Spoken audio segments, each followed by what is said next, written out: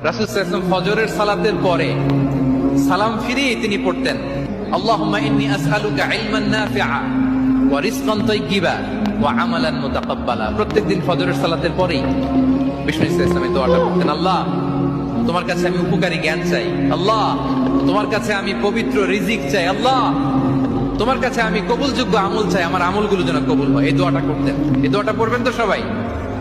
বিষ্ণু সাল্লাল্লাহু আলাইহি ওয়াসাল্লাম নিজে পড়তেন সকালবেলা, একেবারে দিনের শুরুতেই। স্বামীর বাসার ভাতের বড় দাম, কথার কিন্তু মিনিং আছে। স্বামীর বাসার ভাতের বড় দাম। কেন দাম? স্বামীর বাড়ির ভাত খেতে হলে স্বামীর খোঁটা সহ্য করতে হয়, স্বামীর মায়ের খোঁটা সহ্য করতে হয়, স্বামীর বাবার ডিসরেসপেক্ট সহ্য করতে হয়, স্বামীর বোনের খোঁটা খেতে হয়, অনেক অসম্মান হজম করতে হয়, স্বামীর গালি হজম করতে হয়। তাই মেয়েরা বলে স্বামীর বাড়ির ভাতের বড় দাম।